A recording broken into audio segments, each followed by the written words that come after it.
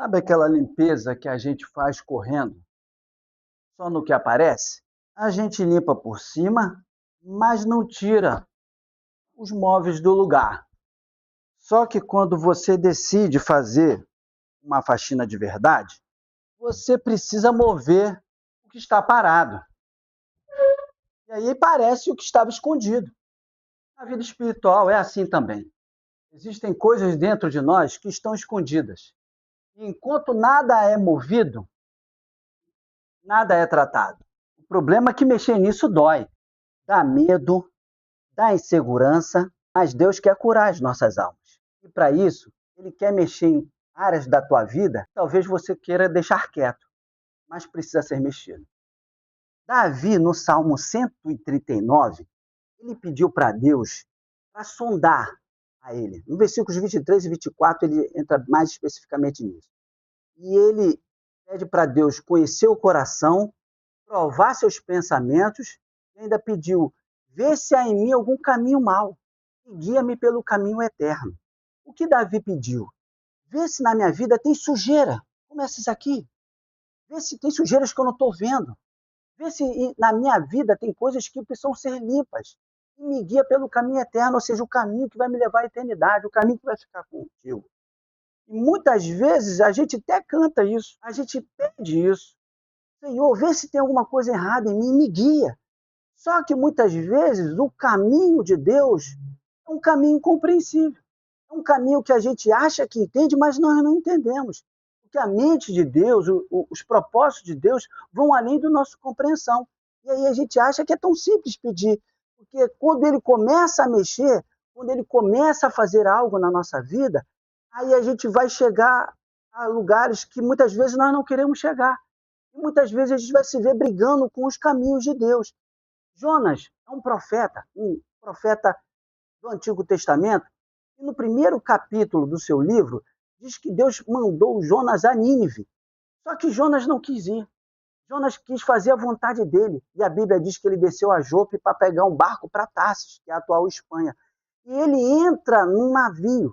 Ele paga a passagem e entra num navio que vai para Tarsis. Nessa história toda, a gente sempre pensa em Jonas, mas a gente se esquece que o capitão do navio estava trabalhando, estava seguindo a sua vida.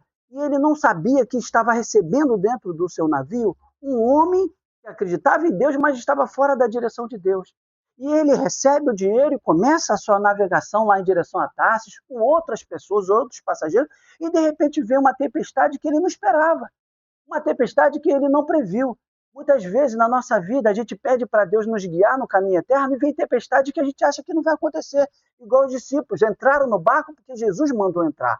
E ao entrar no barco, eles passaram por uma tempestade que, por mais que eles fossem pescadores, conhecedores do mar da Galileia, eles se assustaram. E ali, diante daquilo ali, eles tomaram um baque e pediram socorro ao Senhor, porque o navio, o barco deles, melhor dizendo, ia afundar. Aquele capitão que estava indo para Tarsis, levando Jonas, não sabia, mas veio uma tempestade na vida dele porque Deus estava guiando por um caminho.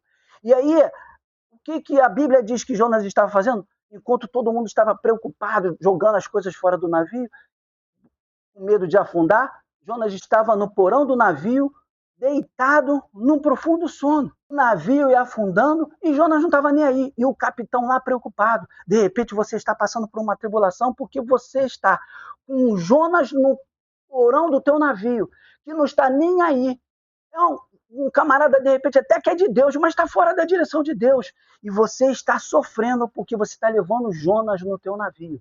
E você está querendo um caminho eterno. E pedindo para Deus tirar o teu caminho mau, guiar no caminho eterno. E aí está vindo essa tempestade, você não está entendendo, e você está reclamando, você está murmurando, mas quem sabe essa tempestade que você está passando faz parte da direção que Deus está te guiando. Porque tem que tirar coisas, tem que mover coisas, tem que fazer faxina. E isso dá trabalho, isso dá coisas que nós não gostamos. Por isso que muitas vezes na faxina a gente faz uma faxina superficial, mas Deus não faz nada superficial. Deus faz no profundo, para que tanto os discípulos que estavam no barco com Jesus olharam e viram ele mandar o mar se acalmar e falaram: quem é esse que faz o mar se acalmar? Quem é esse que faz o vento se calar? Igualmente o capitão e todos aqueles que estavam no navio, depois que jogou o Jonas, tempestade cessou. O mar se acalmou e eles começaram a glorificar a Deus, o Deus de Jonas, por causa que passaram por uma tempestade. De repente você está passando por essa tempestade, porque Deus está te guiando. E você precisa deixar Deus fazer, porque essas arrumações, essas faxinas são necessárias. Elas doem, mas faz parte do processo de purificação de Deus, faz parte do processo do mar que Deus quer nos guiar.